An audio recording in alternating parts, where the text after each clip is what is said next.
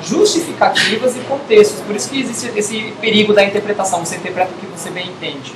Na verdade, não, vai mais além do que isso. Você tem a sua própria interpretação. Leva engano. Você tem que justificar no meio do texto o que está sendo apresentado. E o autor de Buber, ele fala que o que nós olhamos nos vê. Ele, nessas imagens que provocam o movimento, ela vem provar que você não é aleatório ao olhar para a imagem. Ela te captura, ela te seduz, ela capta você, tanto quanto você também a vê. Isso faz sentido quando eu te falei que você cometeu um lapso da maçã. Isso que A maçã tá me olhando. A maçã te deu uma mordida. A maçã já te capturou faz tempo. Continua, tá legal. Então, William Wigton, ele também, porque ele segura entre os dedos, pessoal. A unha. A unha. O que mais?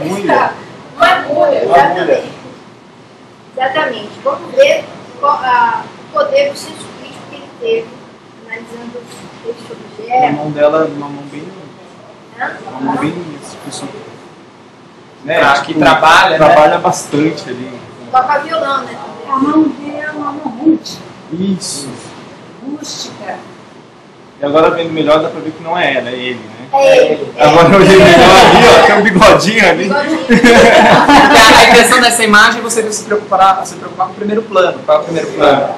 A mão. A mão. Não é nem a agulha, é a mão. A mão que pega a agulha, que captura você ao ponto de te posturar. E é muito Essa é a metáfora. interessante, né, quando você fala da rudimentaridade da mão, da rusticidade da mão, que você vai ver do que essas mãos são capazes. Isso mesmo, muito bem. Vamos olhar, pessoal. Vamos ver. Olha lá, o buraco de uma agulha. Essas obras são visualizadas através de microscópio. Edita. Agora, sabe o que eu acho interessante? É o termo olho nu.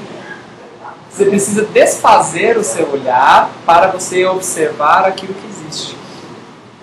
Ele estava mostrando isso daí, né? Na primeira foto. Isso aqui. A ideia do termo olho nu. Agora imagina, o tamanho Aquela da agulha era isso? Isso é o buraco. Essa imagem está dentro do buraco da agulha. E foi feito com aquelas mãos rudimentares. Nossa! Vocês se identificam, né? Quem está dando verdade? Não sei se é o chat. Não, não é não, né? Tá mais pra poder ver o chefe. Você vai falar por Leone. Então aqui, a última. Literalmente ele dava com as duas anões, né? Verdade. A última ceia. A última ceia. É, o pão devia ser pequeno.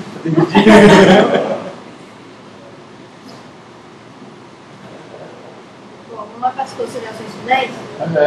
Fazendo uma relação com a TV, mostra que esta tem um poder, claro, que sabe de influenciar as pessoas ao exibir as imagens analisadas, pensadas para promover a dupla, tripla, múltipla interpretação, como as disciplinares que mostrei, mas as regióticas também, como mostrei, né? E também sobre até mesmo o que é dito, não só as imagens. E algumas imagens podem provocar uma interpretação errônea.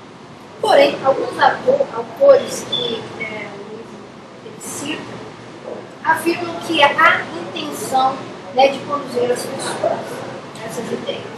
Então a gente fala, uma interpretação errônea de uma determinada imagem, minha, às vezes tem intenção realmente de passar essa duplicidade, múltipla interpretação nas imagens. Isso serve para ter educativa, né, para termos cuidados para o que vincularemos, né, na mídia, para não ter vários sentidos, deturpando o que você realmente quer passar para o seu público. Só uma coisa que me perturba. Porque assim, de certa forma, tudo que você expõe ou diz é sujeito a múltiplas interpretações. Se você tem assim, plena consciência do que você está dizendo, do que você está expondo, do que você está divulgando, você vai ter múltiplas interpretações, porque cada pessoa interpreta de um jeito, cada pessoa tem um olhar para aquilo, não é? Tem gente que entende, por exemplo, uma propaganda com conotação sexual. E o cara que criou essa propaganda, ele não quis dar conotação sexual. Né? Ele quis envolver pela emoção, sei lá. Né? Como tudo. Você olha né, por exemplo, você olha uma cadeira, para cada pessoa tem um significado. Tem gente que significa conforto, tem gente que significa praticidade, tem gente que compra como obra de arte uma cadeira. Não é? Então isso é um negócio que eu sempre penso nisso e nunca chego a conclusão nenhuma.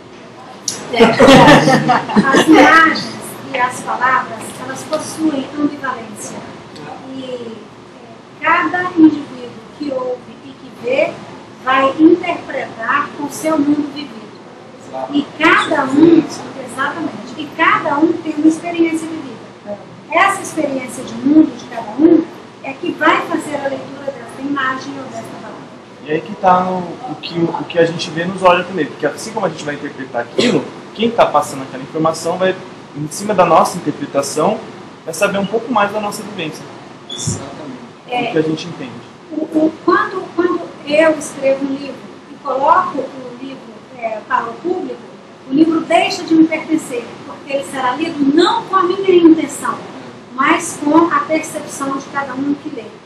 Então o livro não me pertence mais. Eu até vi uma entrevista de um autor, não lembro, acho que o Jô, estava falando assim, o Jô perguntou, o que você quis dizer essa passagem do livro? Eu falei, não quis dizer nada, quem vai dizer é o público. Né? Eu escrevi para o pessoal interpretar e ler, então não interessa o que eu quis dizer. Mas essa é a intenção da obra de arte no sentido de você elaborar um determinado conteúdo e, por consequência, você veicular uma determinada linha, um determinado contexto. A partir do momento que você veicula, como o nome já diz, você carrega. Agora, quem descarrega é o leitor. Quem traz essa informação é aquele que vê a imagem, aquele que vê o texto. Entenda esse texto por qualquer movimento de sentidos. Tá? Se eu fizer isso para você, desculpa. Tem gente que interpretou que ia ser o outro dedo. Mas o meu contexto, a minha informação foi essa, mas muitos poderiam interpretar que eu estou morando naquele lugar, porque na verdade não estou. Na verdade estou pedindo em casamento. Coloca o anel aqui. Entenderam?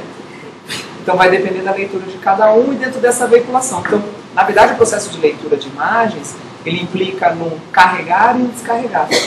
Um carregar de sentidos e intenção, mas um descarregar de interpretações. E falando neste sentido, o Willem Flusser, no livro A História do Diabo, embora o nome seja um nome forte, e as pessoas podem pensar que isso pode ser, inclusive, um livro de macumba, é um livro de filosofia. Mas filosofias de macumba.